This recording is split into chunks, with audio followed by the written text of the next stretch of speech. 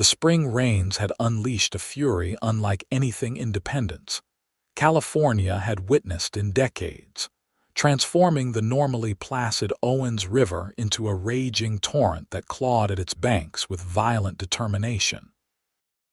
Hannah Riley clutched desperately at the half-submerged tree branch, her fingers numb from the cold water that swirled violently around her waist, rising with each passing minute. The makeshift bridge had collapsed beneath her feet not 10 minutes earlier, sending her tumbling into the merciless current that had carried her nearly a quarter-mile before she'd managed to catch hold of this solitary lifeline. "Help!" She screamed, her throat raw from calling out over the thunderous roar of the river. The wind whipped her soaked auburn hair across her face as she watched the water climb higher, now reaching her chest. The heavy fabric of her dress pulled at her like an anchor, threatening to drag her beneath the churning surface. In that moment, Hannah was certain she would die here, alone in the wilderness, with nothing but the indifferent mountains to witness her final moments. The year was 1875, and Hannah had come to Independence just 3 weeks prior, leaving behind a comfortable but stifling life in Boston to accept a position as the town's new schoolteacher. At 22 years of age, she had been determined to forge her own path, to experience the wild frontier that had captivated her imagination since childhood. Now, as the river rose around her, that decision seemed foolishly romantic.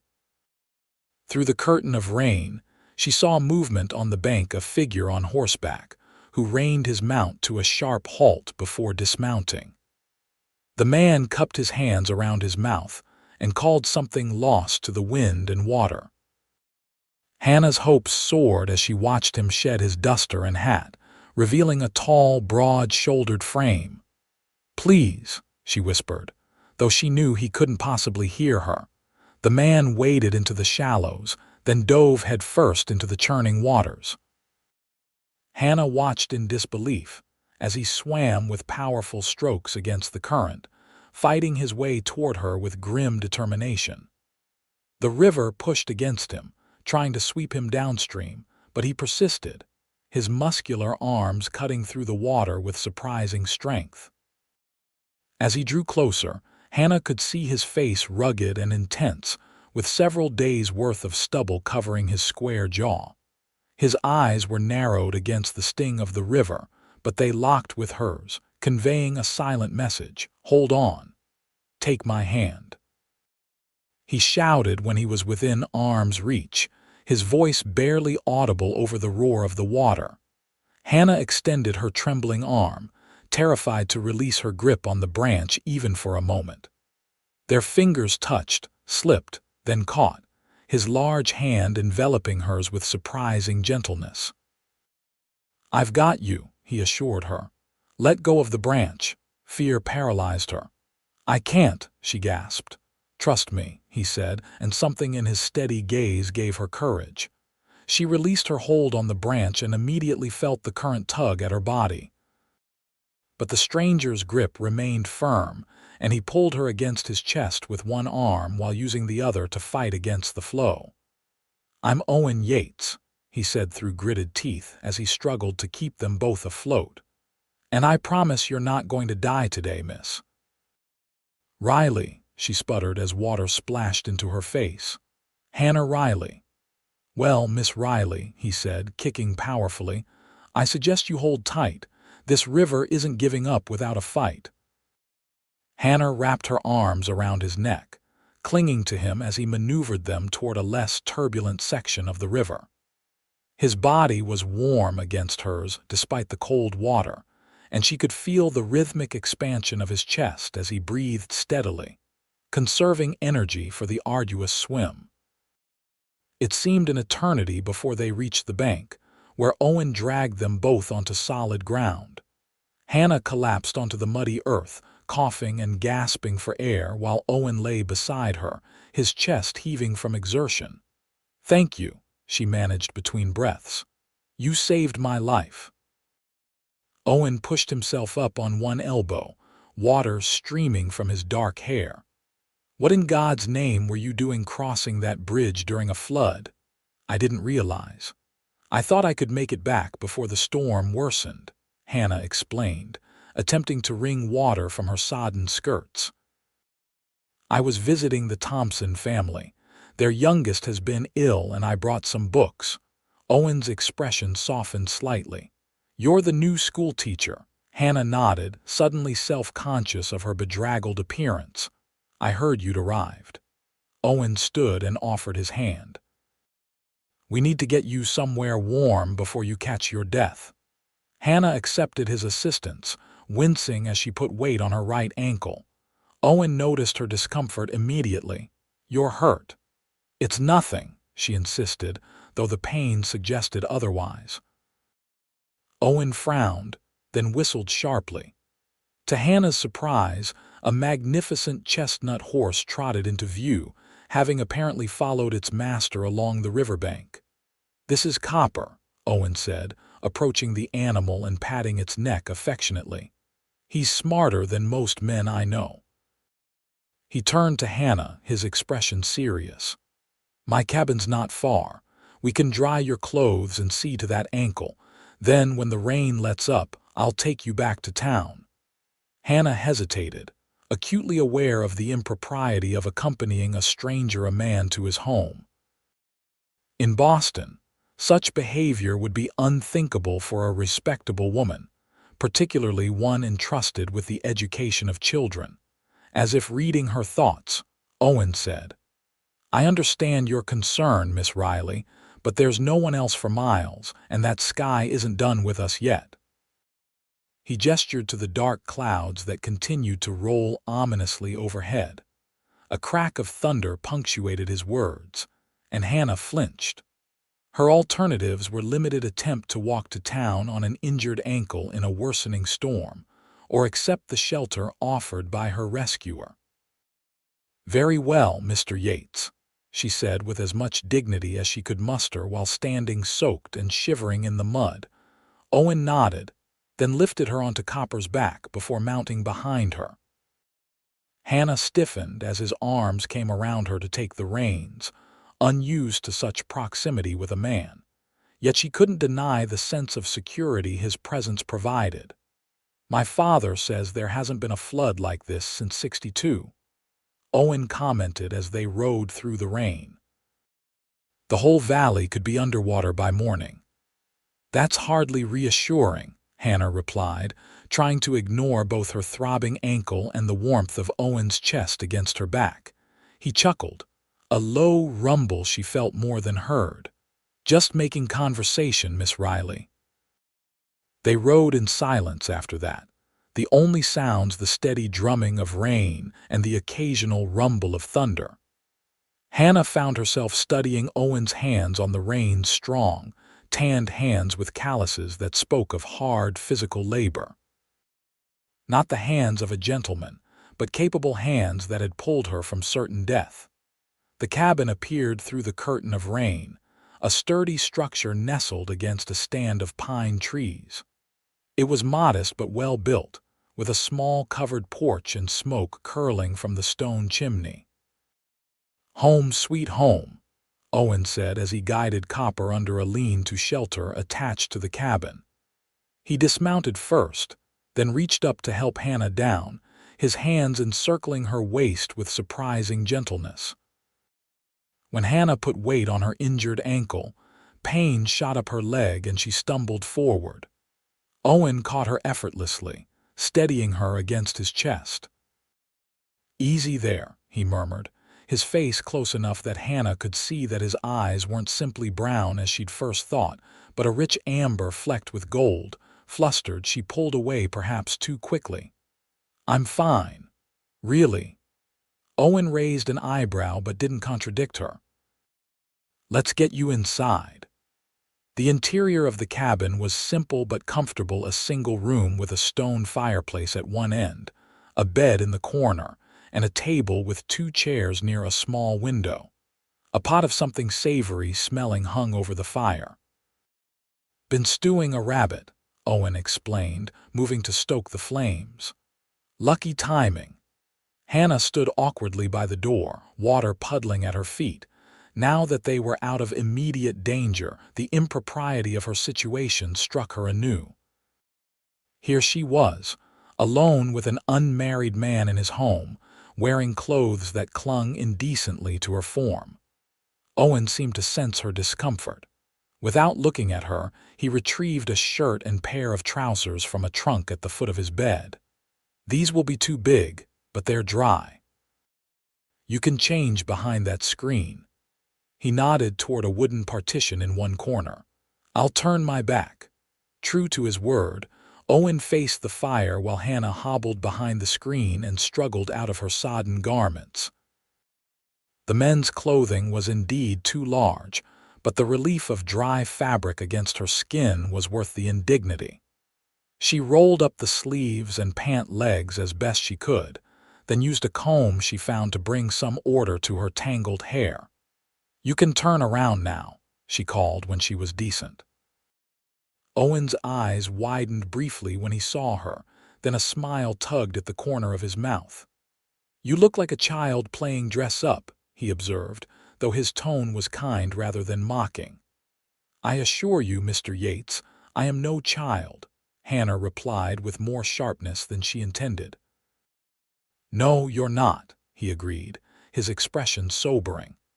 You're a woman who nearly drowned today. Come sit by the fire and let me look at that ankle. Hannah wanted to refuse, to maintain some semblance of propriety, but the throbbing pain overrode her concerns. She limped to a chair and Owen knelt before her, carefully rolling up the oversized pant leg to reveal her swollen ankle. His touch was gentle as he examined the injury, his brow furrowed in concentration. It's not broken, he pronounced. Just a bad sprain. You're lucky. Lucky. Hannah couldn't help the bitter laugh that escaped her. I nearly drowned, Mr. Yates. I wouldn't call that lucky. You're alive, aren't you? He countered, rising to fetch a strip of cloth from a shelf. And you can call me Owen. I think pulling someone from a river puts us on a first-name basis. As he wrapped her ankle with practiced efficiency, Hannah studied him more carefully. He appeared to be in his early 30s, with the weathered skin of a man who spent most of his time outdoors. Yet there was something in his manner that suggested education and refinement at odds with his rustic surroundings. Have you lived in Independence long? She asked, partly from genuine curiosity and partly to distract herself from the pain. 5 years, he replied. Came out from Missouri after the war. You fought, Owen nodded, his expression closing slightly, Union cavalry, but that's a long time ago now. His tone discouraged further questions on the subject, so Hannah changed direction. And what do you do here? Are you a rancher? A bit of everything, he said, securing the bandage with a neat knot.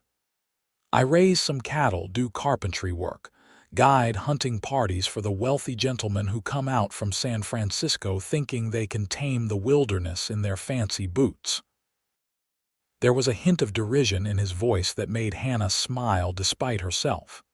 You don't approve of city gentlemen. I don't approve of fools, Owen clarified, rising to check the stew. And any man who thinks the mountains will bow to him just because he has money is a fool. He ladled stew into 2 wooden bowls and handed one to Hannah, along with a spoon and a chunk of crusty bread. It's not what you're used to, I'm sure, but it'll warm you up. Hannah accepted the meal gratefully, suddenly aware of her hunger. The stew was simple but flavorful, with tender chunks of rabbit and wild onions. It's delicious, she said sincerely after her first bite. Did you learn to cook in the army? Owen shook his head, settling into the chair opposite her. My mother. She believed every man should know how to feed himself properly. A wise woman. She was. The past tense hung in the air between them. I'm sorry, Hannah said softly. Owen shrugged, though the casual gesture didn't quite mask the shadow that crossed his features. It was cholera 6 years ago. My father followed her a month later. That's when I decided to head west. To escape the memories, Hannah asked, thinking of her own journey westward after her parents' passing. Owen's amber eyes met hers with unexpected understanding. Something like that. You know something about loss too, don't you, Miss Riley? Hannah, she corrected him, feeling it was only fair. And yes, I do. My parents died in a fire 2 years ago, our home in Boston. She trailed off, the familiar ache of grief rising in her throat. So you came to California to outrun the ghosts, Owen said. It wasn't a question. I came to teach, Hannah countered, though they both knew it was only part of the truth. They ate in companionable silence for a while, the rain drumming steadily on the cabin roof. The fire crackled and hissed as droplets of water found their way down the chimney, casting dancing shadows on the walls. Thank you, Hannah said finally, setting aside her empty bowl. Not just for the meal, but for saving my life. I don't know how to repay such a debt. There's no debt, Owen said firmly. Anyone would have done the same. No, Hannah disagreed. Not everyone would have risked their life swimming against that current. Most would have watched from the bank, perhaps gone for help that would have arrived too late. Owen seemed uncomfortable with her gratitude. I saw someone in trouble and did what needed doing. That's all. That's everything, Hannah insisted. Their eyes met across the table, and something passed between them, a moment of recognition, perhaps of kindred spirits who understood loss and the courage required to begin anew. Then, Owen broke the connection, rising to take their bowls to a basin of water. You should rest, he said, his back to her. Take the bed. I'll sleep in the chair. Hannah started to protest, but exhaustion overwhelmed her. The events of the day, the near drowning, the rescue, the strain of maintaining propriety in such unusual circumstances had drained her completely. She limped to the bed and sank onto it gratefully, not even bothering to remove Owen's oversized boots from her feet. She was vaguely aware of Owen draping a blanket over her, his touch careful and respectful. Sleep well, Hannah Riley, he murmured, and she thought she felt the briefest touch of fingers against her damp hair before exhaustion claimed her completely. Hannah awoke to the rich aroma of coffee and the soft sound of rain still falling outside. For a moment, disorientation gripped her, the unfamiliar ceiling, the masculine scent of the blankets wrapped around her. Then memory flooded back. The river, the rescue, Owen Yates with his steady hands and amber eyes. She sat up, wincing at the stiffness in her body. Her ankle throbbed dully, but the swelling appeared to have subsided somewhat. Owen stood by the fireplace, his back to her as he tended to something on the small iron stove. "Good morning," she said, her voice still rough with sleep. Owen turned, and Hannah was struck again by the quiet strength in his features. His dark hair was tousled, suggesting he had slept poorly in the chair where he now draped her dried dress. "Your clothes are almost dry," he said by way of greeting. "The rain's still coming down, but not as hard. We can try for town later if you're feeling up to it."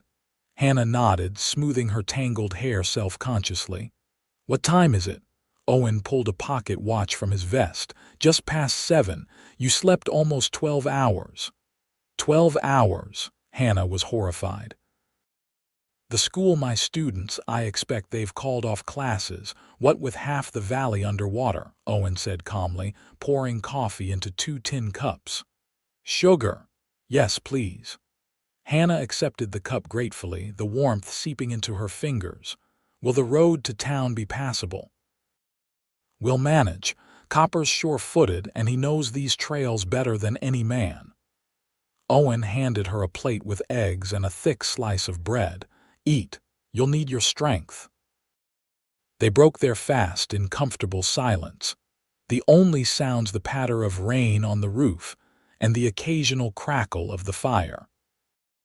Hannah found herself studying Owen surreptitiously, noting the precise way he cut his food, the straight line of his shoulders despite having spent the night in a chair. There was a contradiction in him that intrigued her, the frontier roughness overlaying what seemed to be gentlemanly instincts. "You're staring, Miss Riley," Owen observed without looking up from his plate. Hannah felt heat rise to her cheeks. "I apologize. I'm trying to understand you, Mr. Yates." Now he did look up, a hint of amusement in his eyes. "I thought we agreed on first names." "Owen, then," Hannah conceded. "You're not what I expected from a frontiersman." "And what did you expect? A wild-eyed trapper with a bearskin cap?" "Perhaps," she admitted with a small smile. "The books I read as a girl were rather fanciful in their descriptions of Western life." "Ah, those dime novels." Owen shook his head. "They've done more harm than good, filling Eastern heads with nonsense about the West. Life here is mostly hard work and solitude, with the occasional flood or wildfire to keep things interesting." "And yet you stay," Hannah observed. Owen's gaze drifted to the window, where rain streamed down the glass. "There's a freedom here you can't find back east. Room to breathe. To be yourself without someone always looking over your shoulder, judging your every move." The passion in his voice resonated with Hannah. Wasn't that part of why she had come west? To escape the suffocating propriety of Boston society, where her parents' deaths had transformed her from a respectable young woman to an object of pity and gossip. "I think I understand that better than you might imagine," she said softly. Owen studied her for a long moment, as if seeing her anew. "Perhaps you do at that, Hannah Riley." After breakfast, Hannah changed back into her dress behind the screen. The fabric was still slightly damp but wearable. When she emerged, Owen was packing supplies into a saddlebag. "The river will still be too high to cross where you fell in," he explained. "We'll need to go the long way around through Shepherd's Pass. It's a harder trail but safer." "How long will it take?" "Most of the day, with your ankle and the conditions." Owen hesitated.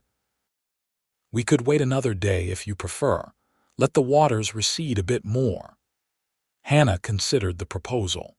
The proper thing would be to insist on returning to town immediately, to minimize the scandal that would inevitably arise from her overnight absence in the company of a bachelor. Yet the thought of spending another day in this peaceful cabin, away from the curious eyes and wagging tongues of independence, was strangely appealing. "Perhaps that would be wise," she said finally. "I wouldn't want to risk Copper's safety on treacherous trails." Owen's lips quirked in a barely suppressed smile. "Very considerate of you." Hannah shot him a mock stern look. "Are you implying ulterior motives, Mr. Yates?" "Not at all, Miss Riley," he replied, matching her formal tone. "I'm merely appreciating your concern for my horse." They shared a brief laugh, and Hannah was struck by how comfortable she felt in his presence, despite having known him for less than a day. There was something reassuring about Owen Yates, a solid dependability that put her at ease. The day passed pleasantly. Owen showed Hannah his small collection of books, mostly history and natural philosophy, with a few volumes of poetry that surprised her. They discussed literature, finding common ground in their admiration for Emerson and Thoreau. "There's a kind of transcendence in these mountains," Owen said as they sat by the fire, rain still drumming on the roof. "A sense of something greater than ourselves. I think Thoreau would have understood." "I went to the woods because I wished to live deliberately," Hannah quoted softly. Owen's eyes lit up. "To front only the essential facts of life and see if I could not learn what it had to teach," he continued.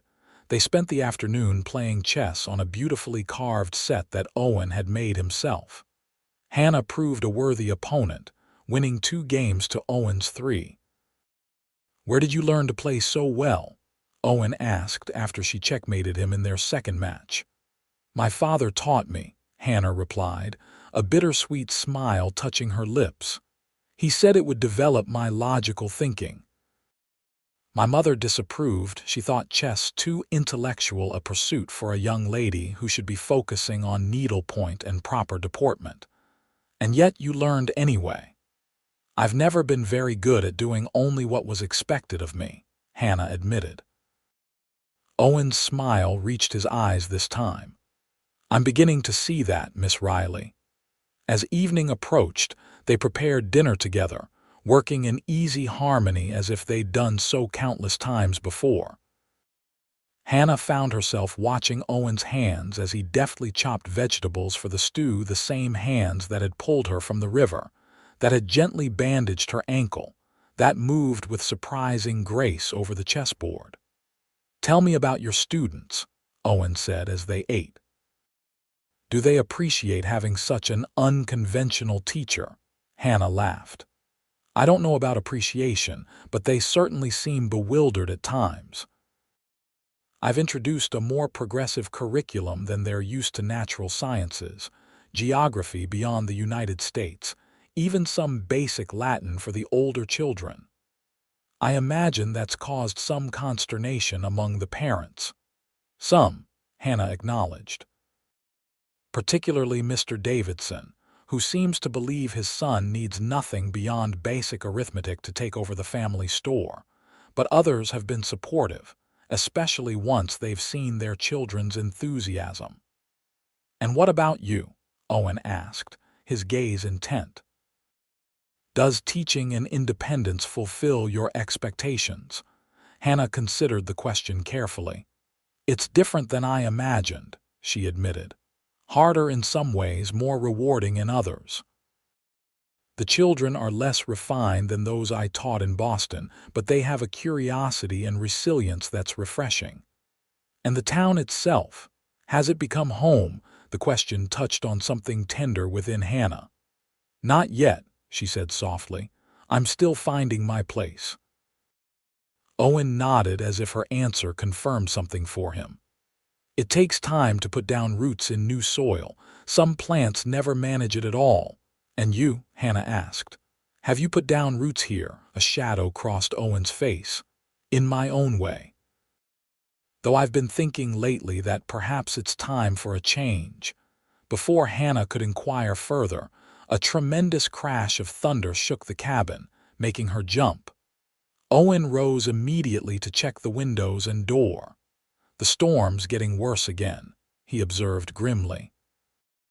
I'd better secure the livestock. He pulled on his duster and hat, then paused at the door. Stay inside. I won't be long. Hannah watched anxiously through the window as Owen battled the elements, securing the small lean to where Copper and a few other animals were sheltered. The rain fell in sheets now, driven by a wind that bent the pine trees almost double.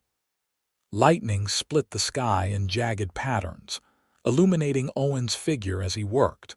When he finally returned, he was soaked to the skin, his dark hair plastered to his forehead. Hannah hurried to meet him with a towel. That's no ordinary storm, Owen said, accepting the towel gratefully. The river will be even higher by morning. Will the cabin be safe? Hannah asked, unable to keep the worry from her voice. Owen nodded, stripping off his wet coat. We're on high ground here, but we won't be going anywhere tomorrow, that's certain. The implications of his statement hung between them. Another day and night in this intimate space, just the two of them. Hannah felt a flutter of something that wasn't entirely apprehension. I should check your ankle again, Owen said, his voice betraying nothing of his thoughts. Hannah sat obediently while he unwrapped the bandage, his touch clinical yet gentle. The swelling had decreased significantly, though the skin was still mottled with bruises. It's healing well, Owen pronounced. You should be able to walk on it properly in a day or two. Thanks to your care, Hannah said, meaning it sincerely.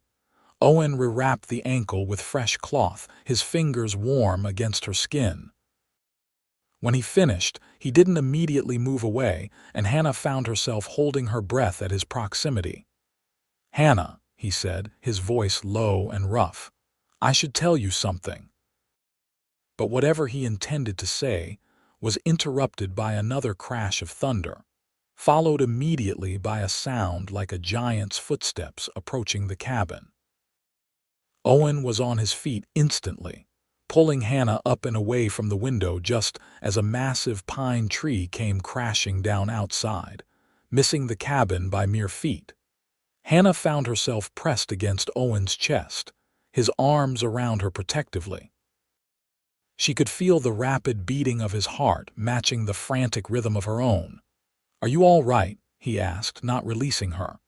"Yes," she breathed, though her legs felt weak. "That was too close," Owen finished grimly, finally stepping back. "The ground is saturated." More trees could come down. He moved to secure the shutters on all the windows, working methodically to protect their shelter from the storm's fury. Hannah watched him, struck by the efficiency of his movements and the calm determination in his face despite the danger. "Is there anything I can do?" she asked. Owen glanced at her, seeming to debate with himself. "There's a cellar trapdoor under the rug by the hearth. We should bring up some preserves and candles in case the storm lasts." Together they moved the small rug, revealing a wooden trapdoor with an iron ring handle. Owen lifted it, releasing a cool draft of air from below. "Mind your ankle on the ladder," he cautioned as he descended first, striking a match to light a lantern hanging from a hook. The cellar was small but well organized, with shelves of preserves, dried goods, and other supplies. Hannah was impressed by the foresight evident in the preparations. "You're ready for anything," she observed as Owen filled a crate with jars and candles. "Out here, you have to be," he replied simply. "Nature doesn't care about your plans or preferences. She does as she will, and you either prepare or perish." They worked together, passing supplies up to the main room until Owen was satisfied they had enough to weather several days if necessary. The storm continued to rage outside, wind howling around the cabin corners like a living thing seeking entry. As evening deepened into night, they sat before the fire, playing cards to distract themselves from the tempest. Hannah found herself studying Owen's face in the flickering light, noticing the small scar at the edge of his jaw, the way his eyes crinkled slightly at the corners when he was amused. "You're staring again, Miss Riley," he observed without looking up from his cards. "I was wondering about your scar," Hannah admitted, not bothering to deny it. Owen's fingers touched the mark reflexively. "Shiloh," he said briefly. "Confederate cavalry saber. I was lucky it could have been my throat." Hannah shuddered at the casual mention of such violence. "The war must have been terrible, parts of it," Owen acknowledged. "Other parts were different. There's a strange brotherhood that forms between men facing death together. I've never experienced anything like it since." "You miss it, that brotherhood?" Owen considered the question longer than she expected. "Sometimes," he admitted, "though not enough to wish myself back there. What about you, Hannah? What do you miss about Boston?" "The libraries," she answered immediately. "And certain comforts, hot baths, ice cream in summer, concerts." "But mostly the anonymity." "Anonymity?" Owen seemed surprised. "I'd have thought a small town like Independence would offer more anonymity than a city." Hannah shook her head. "In Boston, I could walk for blocks without seeing a familiar face. Here, everyone knows everyone else's business. There's a constant awareness of being watched, judged." "Ah," Owen nodded in understanding. "That's what you meant about escaping judgment." "After my parents died," Hannah explained, warming to the subject now that she'd begun, "people looked at me differently. There was pity, of course, but also a kind of expectation, as if they were waiting to see if I would crumble under the weight of my loss. Every smile, every tear became public property, evidence of either my remarkable resilience or my impending collapse." "So you came west to start fresh where no one knew your story." Precisely. Hannah laid down her cards, no longer interested in the game. Although I'm beginning to think one can never truly escape the past, it follows like a shadow. Owen's eyes met hers with an intensity that made her breath catch. The shadow remains, he agreed quietly, but perhaps its shape changes over time, becomes less defined, less threatening. The understanding in his gaze was almost too much to bear. Hannah looked away, suddenly conscious of how intimate this conversation had become, how quickly they had moved beyond the bounds of conventional acquaintanceship. "It's late," she said, gathering the cards with hands that weren't quite steady. "We should probably rest." Owen didn't press her retreat. "Take the bed again," he said, rising to add another log to the fire. "I'll be fine in the chair." "No," Hannah protested. "You barely slept last night. I can't take your bed again." "It's not negotiable, Hannah." Owen's voice was gentle but firm. "My mother would rise from her grave to haunt me if I let a lady sleep in a chair while I took the bed." The reference to his mother, delivered with such matter-of-fact respect, softened Hannah's resistance. "Very well," she conceded, "but tomorrow night we find a different arrangement." As she settled into the bed, Hannah was acutely aware of Owen moving around the cabin, banking the fire, checking the door and shutters one last time. There was something deeply comforting about his presence, a sense of security she hadn't felt since her father's death. "Good night, Hannah," he said softly from his chair. "Good night, Owen," she replied, already drifting toward sleep despite the storm still raging outside.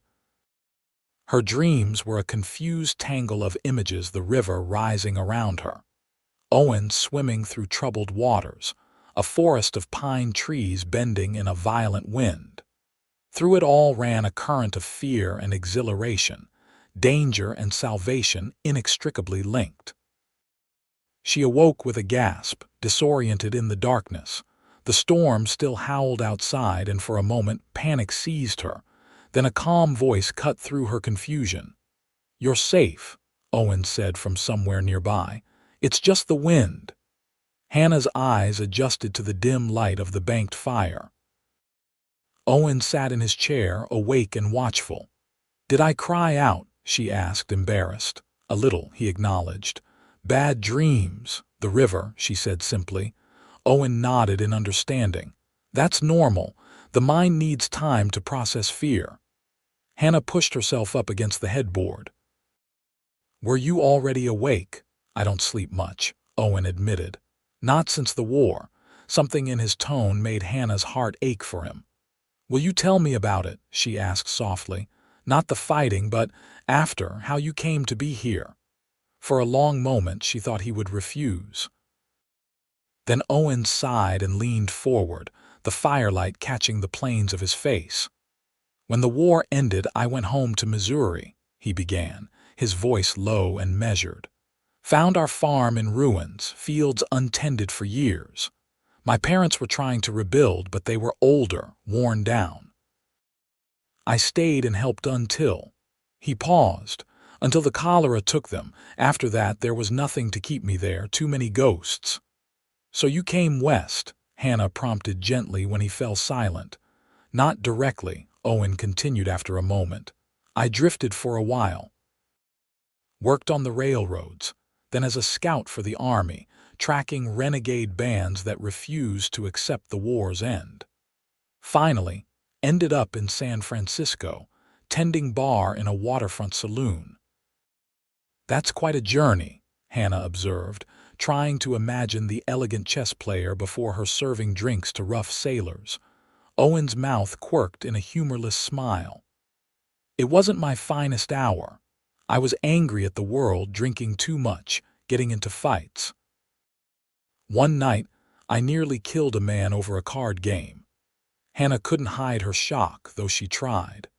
"That was my wake-up call," Owen continued. "I realized I was becoming someone I didn't recognize, someone my parents would have been ashamed of. So I headed into the mountains to clear my head, ended up here and never left. And the anger," Hannah asked quietly. Did it go away? Not entirely, Owen admitted, but the mountains have a way of putting things in perspective. A man's rage seems pretty insignificant when faced with a winter blizzard or a mountain lion. They sat in silence for a while, listening to the storm. Hannah found herself wondering what it would be like to stay here, in this peaceful cabin with this complicated, thoughtful man. The idea was both frightening and strangely appealing. What about you? Owen asked eventually. What really brought you to independence, beyond escaping Boston's judgment? Hannah considered deflecting the question, but Owen's honesty deserved reciprocation. Adventure, partly, she admitted. I'd spent my whole life being proper, obedient Hannah Riley, the daughter my parents could depend on. After they died, I realized I didn't know who I was beyond that role. And teaching was your path to self-discovery, in a way, Hannah nodded. I'd always loved learning, sharing knowledge. Teaching gave me purpose when everything else seemed pointless, and the West. She gestured vaguely. The West represented freedom, possibility, the chance to reinvent myself. And has it lived up to your expectations? Hannah thought of her small room above the mercantile, her curious but often frustrating students, the narrow-minded town council that questioned her modern teaching methods. Then she thought of the breathtaking beauty of the mountains, the satisfaction of watching a child's face light up with understanding, and now this unexpected connection with the man sitting across from her. Parts of it have exceeded them, she said softly, meeting his gaze. Something shifted in Owen's expression, a warming that made Hannah suddenly very aware of her disheveled appearance and the intimacy of their nighttime conversation. You should try to sleep, he said, his voice rougher than before. Tomorrow might be a long day. Hannah nodded, settling back under the blankets. Good night, Owen, she murmured. Good night, Hannah, he replied, and she could feel his eyes on her long after she closed her own. The next morning dawned gray and sullen, the storm having exhausted itself sometime in the night. Owen was already up when Hannah awoke, standing at the door looking out at the sodden landscape. How bad is it?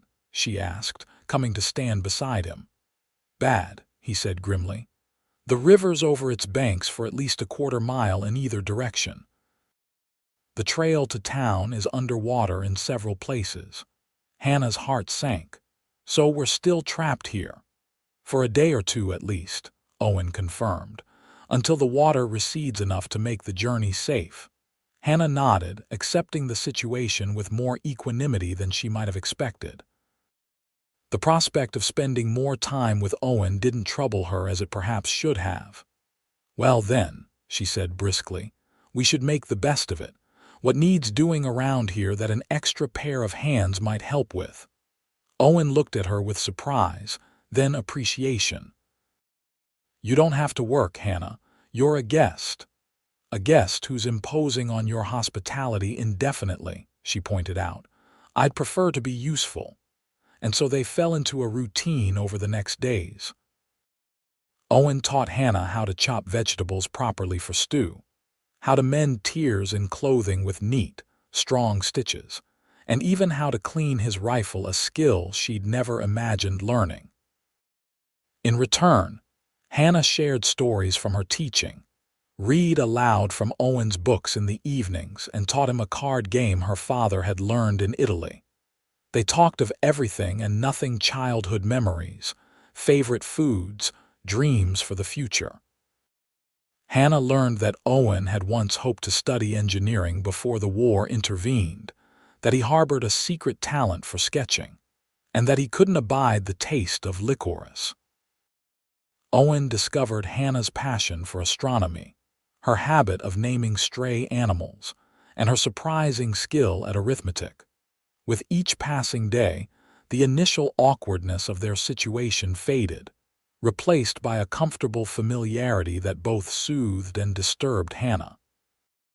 She found herself watching Owen when he wasn't looking the way sunlight caught in his hair, the precise movements of his hands as he worked, the rare but transformative full smile that emerged when she said something that amused him. On the third evening, as they sat playing chess before the fire, Owen suddenly looked up and caught her staring. "What is it?" he asked, his voice gentle. Hannah flushed, embarrassed to be caught. "I was just thinking how strange life is," she said honestly.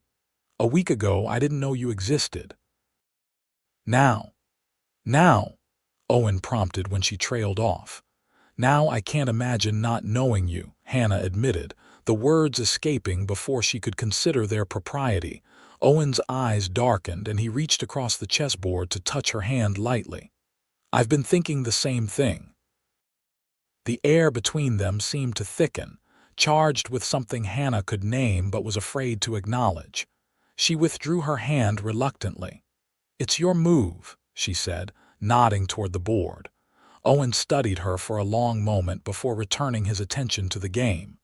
"So it is."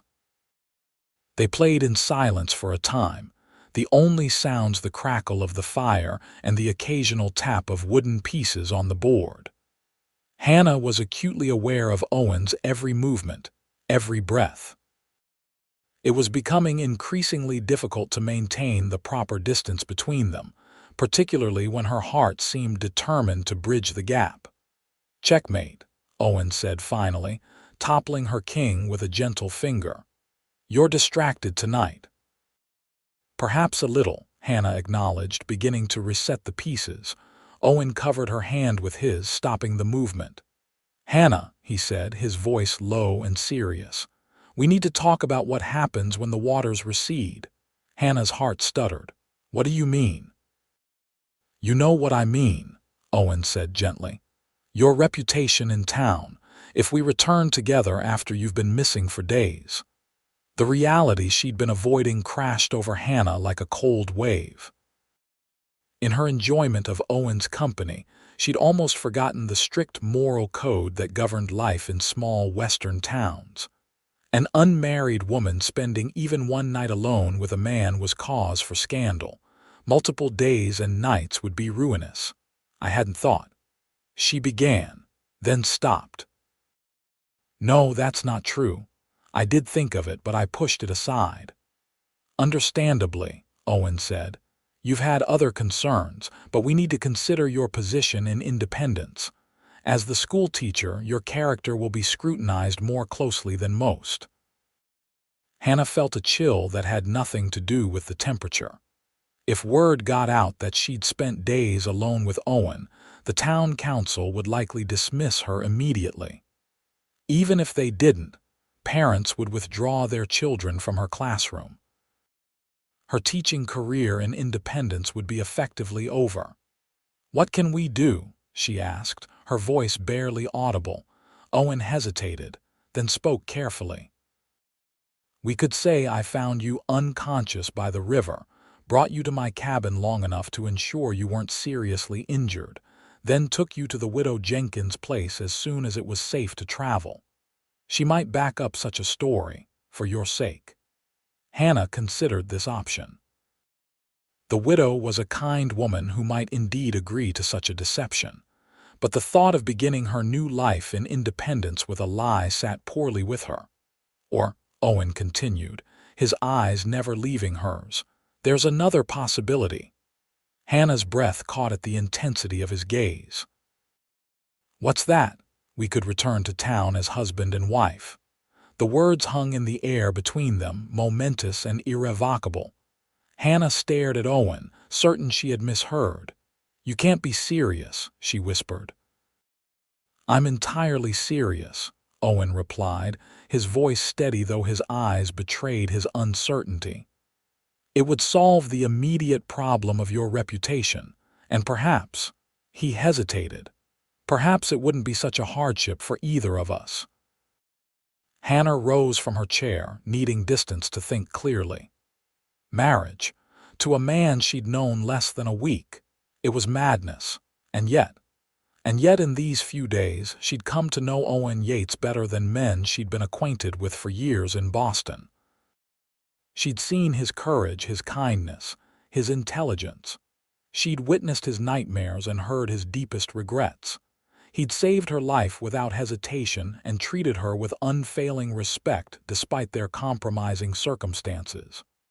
"Owen," she said finally, turning to face him, "are you proposing to me out of obligation, because you feel responsible for my reputation?"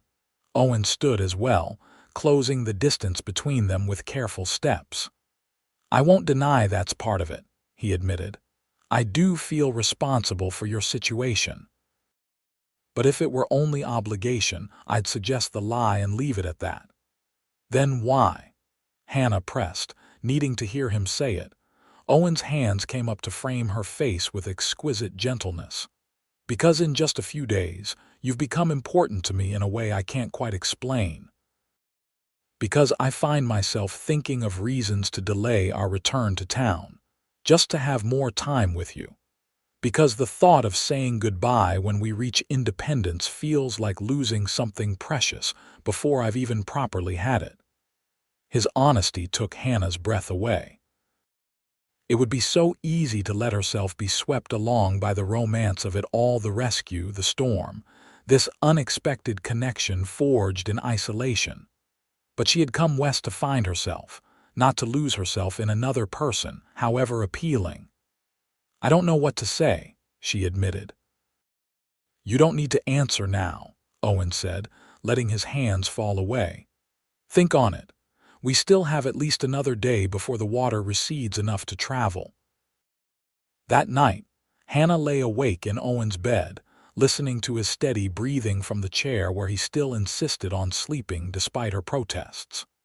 Marriage. The word kept circling in her mind like a restless bird seeking a place to land. She tried to imagine returning to independence as Mrs. Yates, moving into this cabin, building a life with Owen. The image came with surprising ease: mornings reading by the fire before school, evenings playing chess and discussing books, perhaps someday children with Owen's amber eyes and her auburn hair. But doubts followed close behind these pleasant imaginings.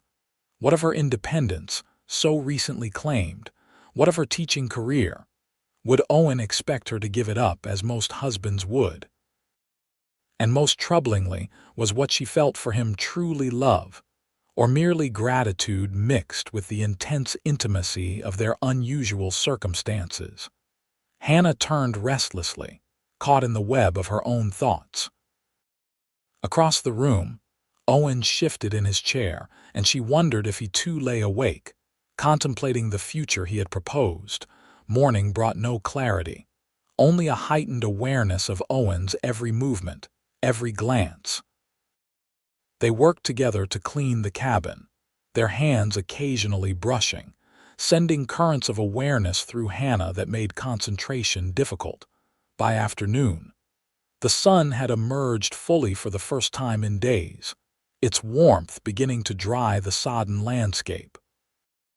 Owen returned from checking the river with news that the waters were receding more quickly than he'd expected. "We should be able to leave tomorrow," he said, removing his mud-caked boots at the door. "Tomorrow," Hannah repeated, feeling a strange mix of relief and regret. Owen hesitated, then spoke carefully. "Have you had any thoughts about what we discussed last night?" Hannah met his gaze steadily. "Many thoughts, but I'm still unsure." "Fair enough," Owen nodded, though she could see disappointment in the set of his shoulders. "The offer stands, whatever you decide."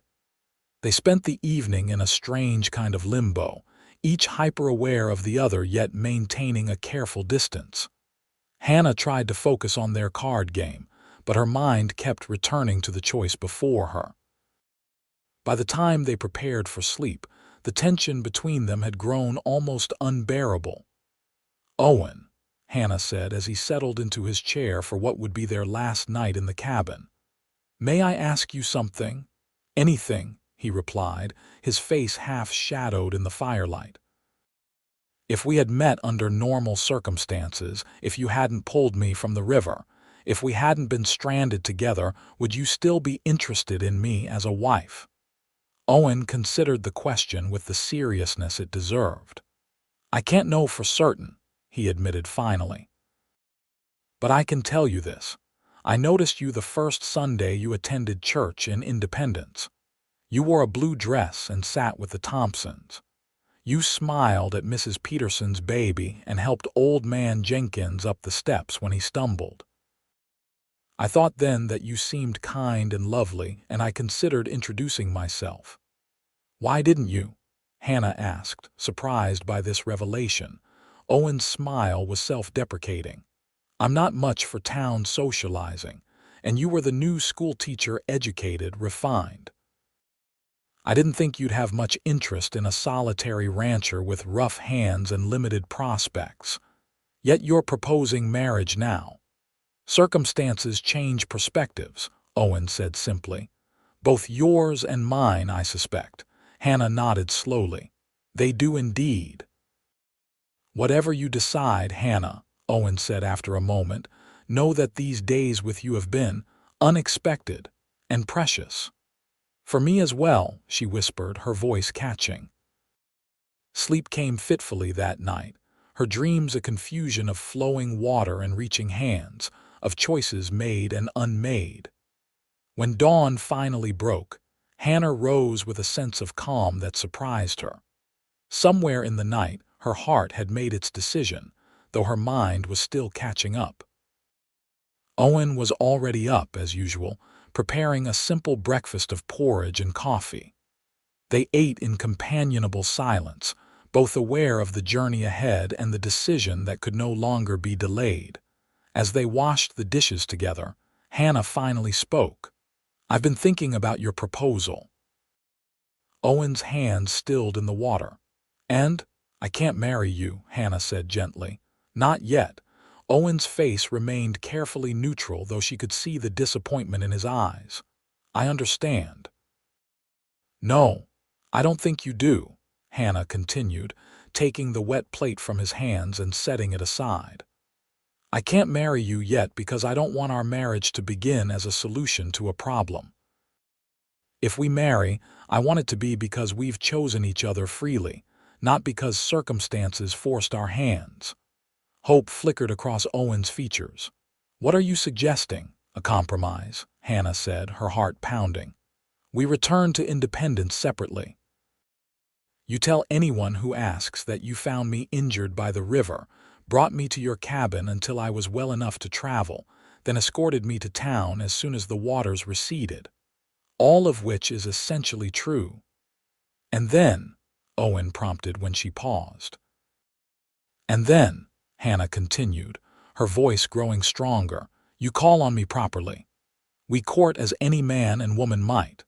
We discover if what we feel for each other can flourish in the light of day, away from the intensity of our extraordinary meeting." Owen studied her face, his amber eyes searching. "And if it does, flourish, I mean." Hannah smiled, reaching out to touch his cheek gently. "Then I would be honored to become Mrs. Yates." The relief and joy that transformed Owen's features made Hannah's heart swell. He caught her hand and pressed it to his lips in a gesture of old-fashioned courtesy that touched her deeply. "I can agree to those terms, Miss Riley," he said, his voice rough with emotion. "Though I warn you, my courtship may be rather determined." "I would expect nothing less from a man who swam against a raging current to save a stranger," Hannah replied, her own voice unsteady. They prepared for departure with a new lightness between them, the uncertainty replaced by hopeful anticipation.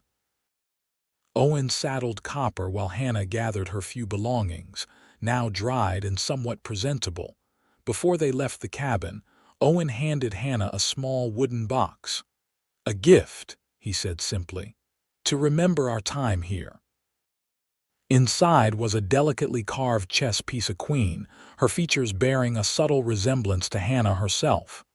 The workmanship was exquisite, suggesting hours of careful attention.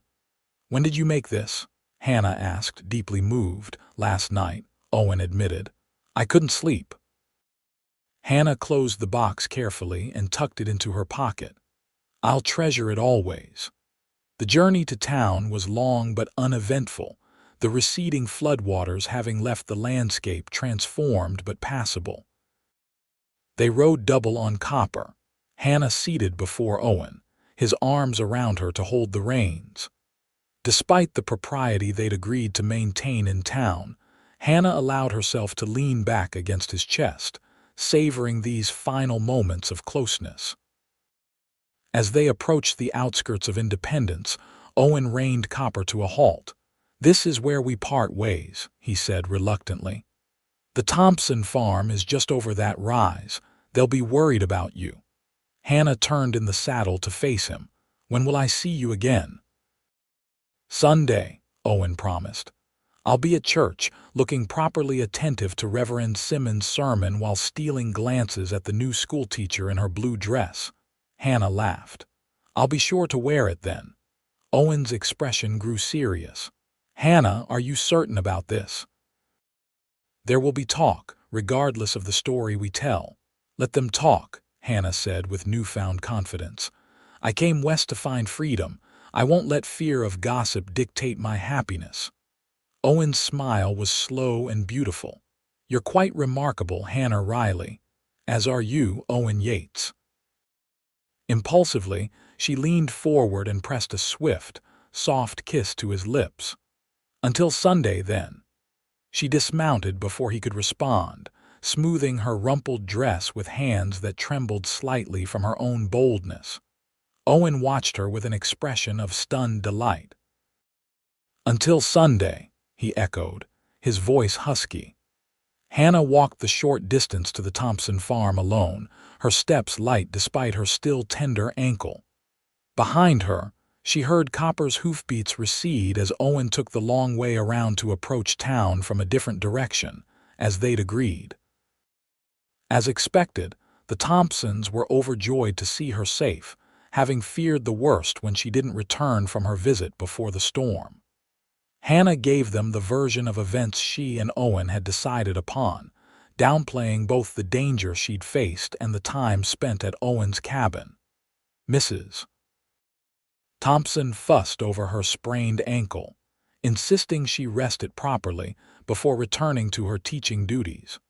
Word of Hannah's safe return spread quickly through the small town. By evening, several concerned parents and town council members had visited the Thompson farm to see her for themselves and hear the tale of her ordeal. Hannah repeated the story calmly, her composure never faltering even under the skeptical gaze of Mrs. Davidson, the town's most notorious gossip. "How fortunate that Mr. Yates happened to be riding by the river just when you fell in," Mrs. Davidson observed with arch emphasis on fortunate. "Indeed," Hannah agreed pleasantly. "The Lord works in mysterious ways." Mrs. Thompson, bless her loyal heart, quickly changed the subject to the damage the flood had caused elsewhere in the valley, and the moment passed. But Hannah knew the whispers would continue, perhaps for months to come.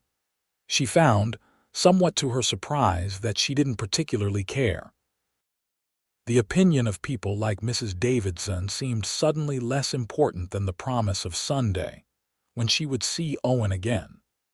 The next few days passed slowly as Hannah recovered at the Thompsons, helping with household tasks to repay their hospitality while resting her ankle as instructed. By Saturday, she felt well enough to return to her small room above the Mercantile, despite Mrs. Thompson's protests that she should stay longer.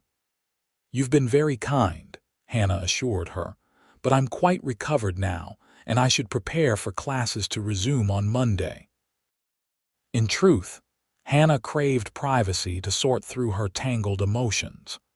Away from Owen's immediate presence, doubt had begun to creep in. Had she been foolish to believe a connection formed under such extraordinary circumstances could translate to everyday life? Would Owen's interest wane once the drama of their meeting faded into memory? She took out the carved chess queen that night, studying it by lamplight. The care evident in every detail reassured her. This was no hasty gift, but a token crafted with genuine feeling. Owen Yates might be many things: complicated, reserved, perhaps even dangerous in certain contexts, but he was not frivolous with his affections. Sunday dawned clear and beautiful, as if nature sought to compensate for the recent tempest. Hannah dressed with unusual care, choosing the blue dress Owen had mentioned and arranging her auburn hair in a style that flattered without appearing too deliberately fashionable for church. Her heart pounded as she entered the small white clapboard building that served as Independence's church. Several heads turned at her appearance, and she heard the whispers, some concerned, others speculative. She held her head high, nodding politely to acquaintances as she made her way to a pew near the middle. Owen wasn't there yet. Hannah tried not to let disappointment overwhelm her as the church filled and Reverend Simmons prepared to begin the service. Perhaps he had changed his mind. Perhaps the light of day had revealed their connection as the product of extraordinary circumstances rather than genuine affection. Then, just as the first hymn was announced, the door opened once more and Owen entered. Hannah's breath caught at the sight of him. He wore a clean black suit that, while not new, fit his broad shoulders perfectly. His dark hair was neatly trimmed, his face freshly shaven. He looked handsome, respectable, and entirely focused on finding her in the crowd. When their eyes met, the world around Hannah seemed to recede. Owen's face lit with a smile that transformed his serious features, making him appear younger and more carefree than she had yet seen him. He nodded politely to several townspeople as he made his way down the aisle, stopping at her pew. "Miss Riley," he said formally, though his eyes danced with private meaning. "May I join you?" The whispers around them intensified, but Hannah found she didn't care in the slightest. "Please do, Mr. Yates," she replied, moving slightly to make room. As Owen settled beside her, his arm brushing hers in the crowded pew, Hannah felt a sense of rightness that transcended the curious stares and murmured comments. Whatever happened next, whatever challenges their unconventional beginning might present, she knew with sudden clarity that her decision had been the correct one. The service passed in a blur, Hannah aware only of Owen's presence beside her, the subtle scent of soap and pine that seemed to cling to him even in his Sunday best, the warmth of his arm against hers when they stood for hymns. When the final prayer ended and the congregation began to disperse, Owen turned to her with quiet determination.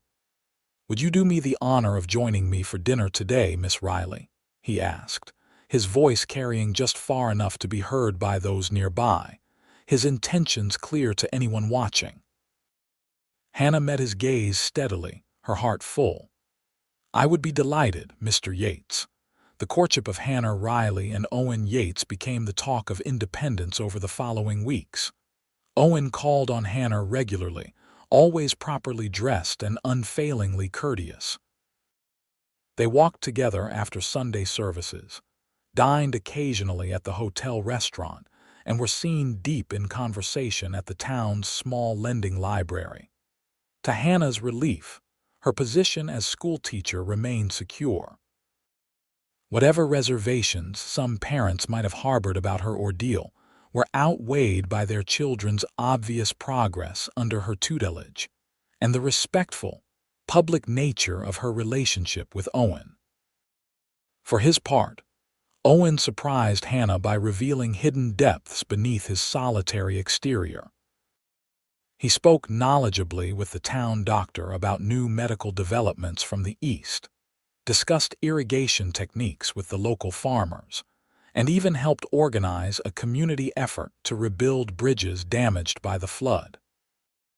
"You've been holding out on me, Mr. Yates," Hannah teased one evening as they walked by the now placid river, well chaperoned by Mrs. Thompson's teenage daughter at a discreet distance behind them. "I had no idea you were such a pillar of the community." Owen chuckled, a sound Hannah had come to treasure for its rarity. "Hardly that.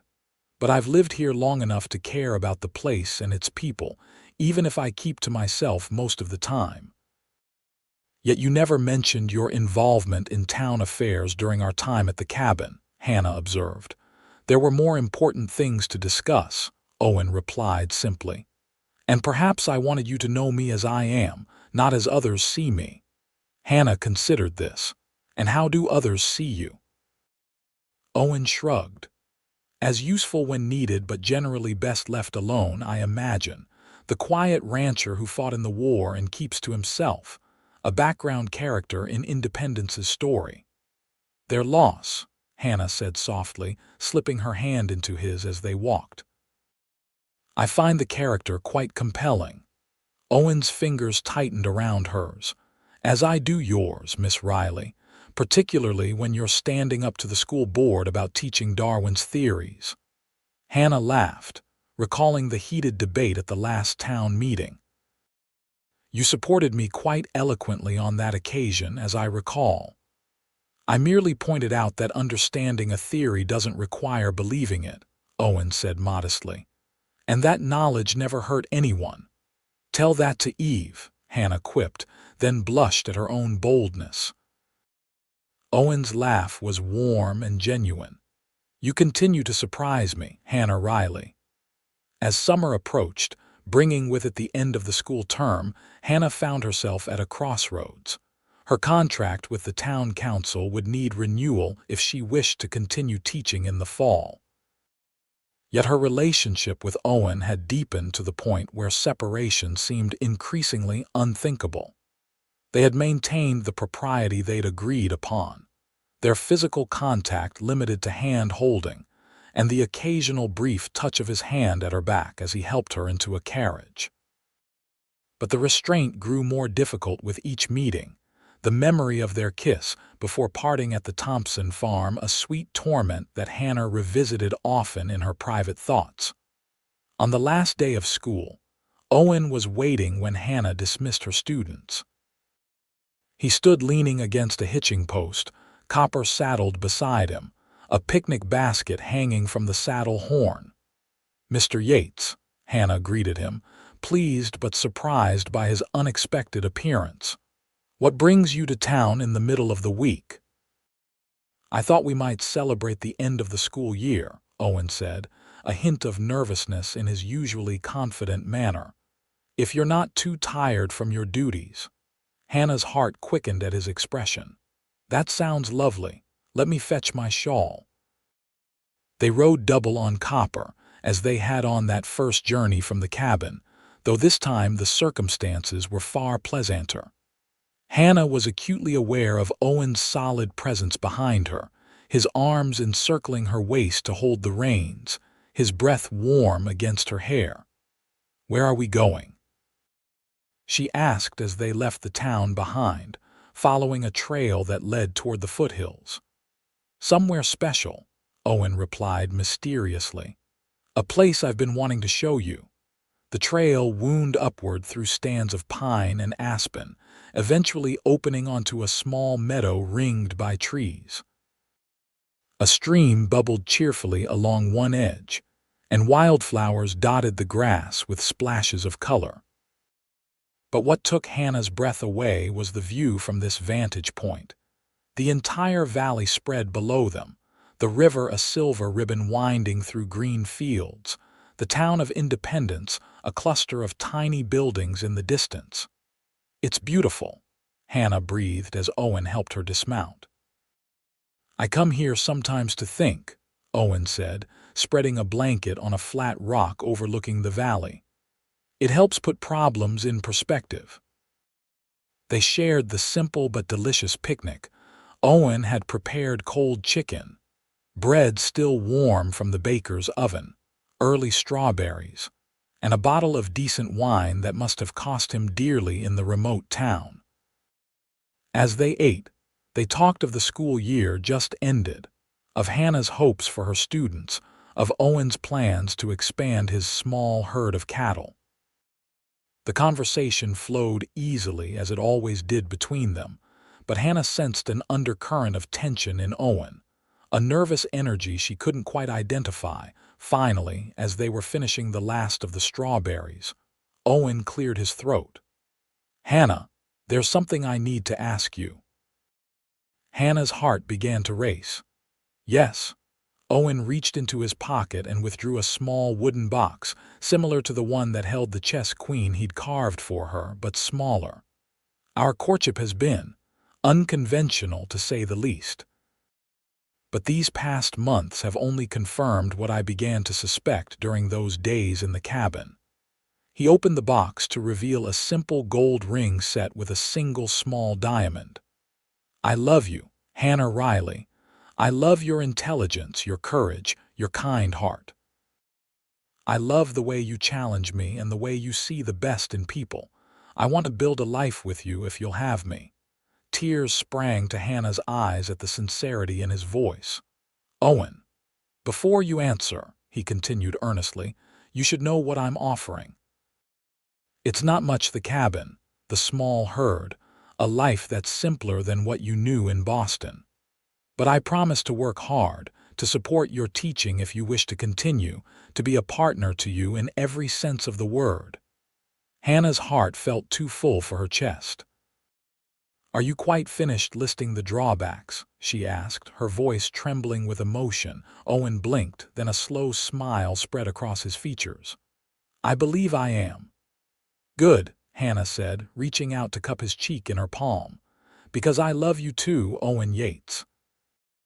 I love your quiet strength, your thoughtfulness, your unexpected humor. I love the way you challenge me to be braver than I thought I could be, and I would be honored to be your wife." Owen's face transformed with joy as he took the ring from its box with slightly shaking fingers. "May I?" Hannah extended her left hand, her own fingers trembling as Owen slid the ring onto her finger. It fit perfectly. "How did you know my size?" she asked, admiring the way the small diamond caught the afternoon light. "I may have enlisted Mrs. Thompson's help," Owen admitted with a grin. She was quite enthusiastic about the project. Hannah laughed, imagining the kind woman's delight at being involved in the romantic scheme. "I'm sure she was. She's been not so subtly encouraging our courtship from the beginning." "Along with half the town," Owen added wryly. "I believe there may even have been wagers placed on when I'd propose." "And who won?"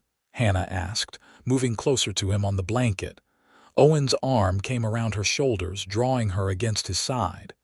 "Given the timing, probably Reverend Simmons. He cornered me after church last Sunday and suggested rather pointedly that the first week of June would be an excellent time for a wedding, should one be in the offing." Hannah's laughter mingled with happy tears as she turned her face to his. "And is it? An excellent time, I mean." "The first week of June sounds perfect to me, Mrs. Yates to be," Owen murmured, his amber eyes darkening as they dropped to her lips. "If that suits you." "It suits me very well indeed," Hannah whispered just before his mouth claimed hers in a kiss that held all the promise of their future together. The wedding of Owen Yates and Hannah Riley took place on the first Saturday in June, 1875, in the white clapboard Church of Independence. The entire town turned out for the occasion, even Mrs. Davidson, who had eventually conceded that the match appeared genuinely based on affection rather than necessity. Hannah wore a simple gown of ivory silk ordered from San Francisco, with wildflowers in her hair instead of a veil. Owen stood tall and proud in a new black suit, his usually solemn face transformed by joy as he watched his bride walk toward him. Their vows were traditional, but spoken with such evident sincerity that several witnesses later claimed they'd never heard the familiar words sound so meaningful. When Reverend Simmons pronounced them husband and wife, the cheer that went up nearly lifted the church roof. The celebration continued at the town hotel, where tables groaned with food contributed by every family in Independence. There was dancing and laughter, toasts, and good-natured teasing. Hannah's students presented her with a quilt they had secretly made under Mrs. Thompson's guidance, each square representing a lesson she had taught them throughout the year. As evening fell, the newlyweds slipped away from the festivities, mounting copper for the ride to the cabin that was now their shared home. Owen had spent the weeks before the wedding making improvements, adding a small second room that would serve as Hannah's study, building bookshelves for her collection, enlarging the garden plot. When they arrived, Owen surprised Hannah by insisting on carrying her across the threshold in the traditional manner, despite her laughing protests about his back. Inside, the cabin glowed with lamplight and the warmth of the fire he'd arranged for a neighbor to light before their arrival. "Welcome home, Mrs. Yates," Owen said softly, setting her gently on her feet. Hannah looked around the space that had once sheltered them as strangers and would now nurture them as husband and wife. "It's perfect," she whispered, turning to wrap her arms around his neck. Owen's hand settled at her waist, his expression serious suddenly. "Are you sure, Hannah? This life is so different from what you knew in Boston." Hannah rose on tiptoe to press her lips to his. "I've never been more certain of anything," she assured him. "This is exactly where I belong." Their kiss deepened, the restraint of their courtship finally giving way to the passion they'd held in check for months. Owen's hands trembled slightly as he helped Hannah remove the pins from her hair, watching with undisguised admiration as the auburn waves cascaded over her shoulders. "You are so beautiful," he murmured, his voice rough with emotion. "Sometimes I still can't believe you chose me." Hannah's fingers worked at his tie, her own hands none too steady. "I could say the same," she admitted. "The hero who swam against the current to save me, who offers me a life of shared adventures rather than comfortable confinement."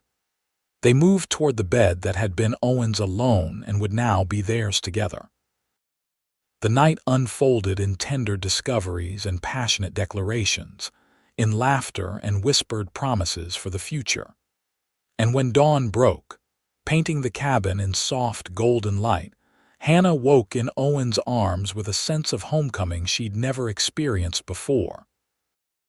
The years that followed brought challenges, as all lives do, but also joy beyond measure. Hannah continued teaching, riding to town with Owen on days when weather permitted, staying overnight with the Thompsons during the worst of winter. Her progressive methods eventually won over even the most conservative parents as their children thrived under her guidance. Owen's small cattle operation grew steadily, and his reputation as a skilled carpenter spread throughout the valley, bringing commissions for furniture from as far away as San Francisco. Together, they expanded the cabin into a comfortable home, adding rooms as their family grew. Their first child, a son they named William after Owen's father, arrived in the spring of 1877, his birth attended by the town doctor and Mrs. Thompson, who had become like family to them both. 2 years later, they welcomed a daughter, Elizabeth, whose auburn hair and amber eyes combined the best features of her parents. The river that had brought them together continued to flow through their lives, sometimes gentle, sometimes challenging in its force. During the drought of 1880, they worked side by side to save their garden and cattle. During the harsh winter of 1883, they huddled together with their children around the fire, reading stories and playing the chess games that had become a family tradition. And always, they remembered the flood that had first brought them together not with fear, but with gratitude for the unexpected gift it had delivered. On each anniversary of Hannah's fall into the river, they would ride together to the meadow where Owen had proposed, picnic among the wildflowers, and watch the sun set over Independence Valley. "Do you ever wonder," Hannah asked on one such anniversary, their children playing nearby under the watchful eye of their dog. What would have happened if I hadn't fallen into the river that day? If we had simply met at church, as conventional people might? Owen considered the question, his arm warm around her shoulders. At 40, he was even more handsome than the day they'd met, silver threading his dark hair at the temples, laugh lines crinkling the corners of his eyes. "I'd like to think we'd have found each other anyway," he said finally. "Some connections are meant to be, regardless of the path." "Very philosophical, Mr. Yates," Hannah teased, resting her head against his shoulder.